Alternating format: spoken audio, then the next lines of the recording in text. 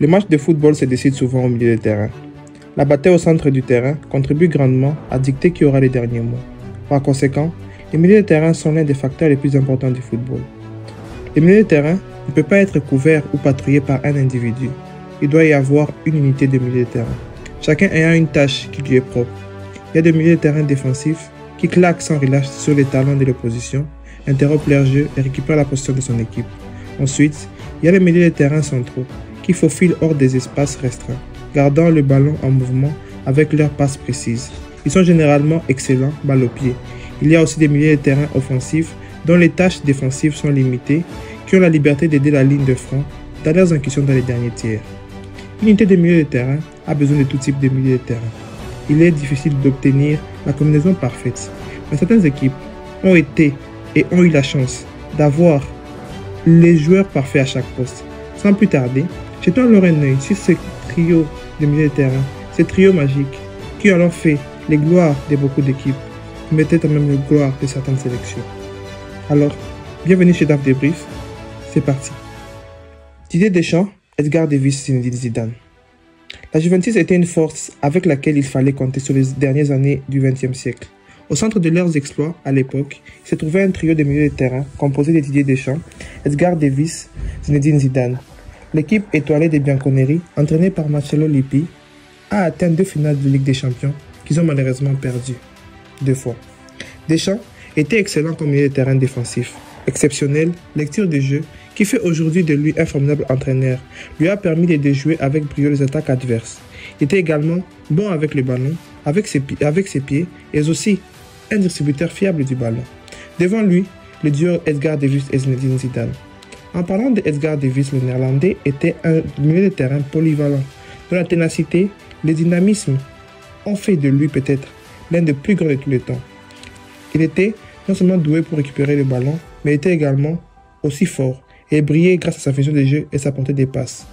Davis était si naturel avec les ballons, était souvent connu comme le maire de la rue. Et maintenant, en parlant de Zinedine Zidane, Zizou, lui qui complétait le trio, était l'un des plus grands footballeurs de tous les temps. Vous le connaissez tous.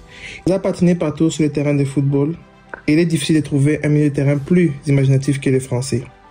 Zinedine Zidane avait une portée des passes incroyable, une capacité de dribble, une vision et une technique impeccable. Ma foi, c'était Zizou, non? Ensemble, le trio n'a joué que 2 saisons, mais c'était suffisant pour laisser une marque indélébile sur le jeu. Une marque indélébile aussi dans l'histoire. Pirlo, Gattuso, Seedorf. Il y a un argument selon lequel l'unité de milieu de terrain de Gattuso, Pirlo et Seedorf était incomplète sans la magie de Kaka. Cependant, si vous regardez bien comment l'AC Milan a joué dans les premières décennies du XXIe siècle, il sera évident que Kaka avait un rôle offensif avec des responsabilités défensives très limitées. Gattuso était le moteur de l'équipe de terrain de l'AC Milan. Il était une présence intimidante dans le terrain, mais aussi le milieu de terrain défensif, implacable, agressif, avec un problème de tempérament. Gattuso a poursuivi l'opposition jusqu'à ce qu'elle abandonne. C'était un footballeur intelligent avec un grand sens du positionnement, prêté bien par Pirlo pour le club, même aussi pour le pays. Clarence Seedorf était également connu sous le nom de Il Professor. Était totalement athlétique, adepte de la technique, un grand attaquant du ballon. Seedorf était de toute classe, menait son jeu de manière méthodique. C'est pourquoi il a gagné autant de Ligue des Champions. Andrea Pirlo était l'un des meilleurs meneurs de jeu de profond de tous les temps. Andrea Pirlo était l'un des meilleurs meneurs de jeu profond de tous les temps. Vous connaissez tous. Un 6, un 10, on ne sait plus trop. Sa vision des jeux, sa portée des passes, son contrôle du ballon devait être utilisé par les jeunes joueurs. Mais aussi, à la fois, ces jeunes joueurs étudiaient même sa manière de jouer. Oui, Andrea Pirlo, ses coups francs étaient magiques.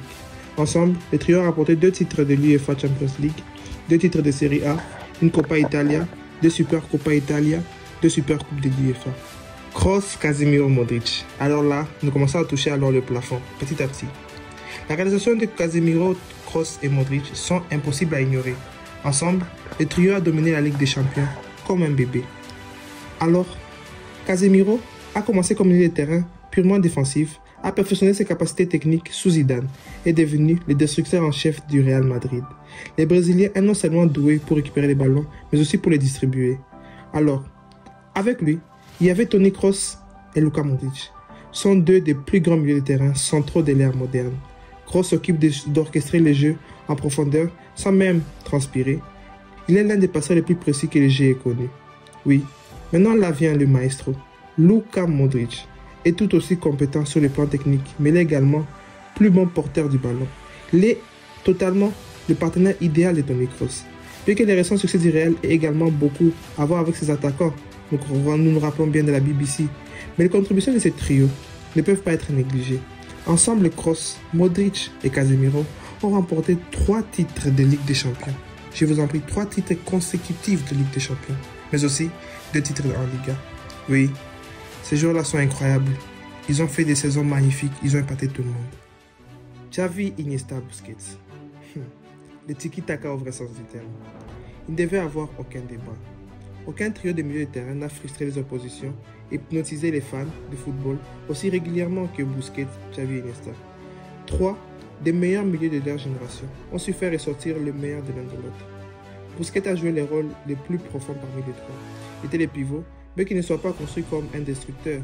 Busquets a compensé cela avec son intelligence tactique, son sens du positionnement.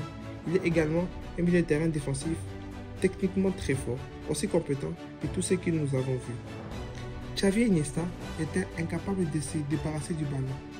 Oui, ils pouvaient jouer incisif à travers les balles, ils pouvaient renverser les défenses entières avec une seule passe. Ils pouvaient également dicter les tempos de chaque match qu'ils jouaient. Individuellement, tous les trois étaient des milieux de terrain exemplaires.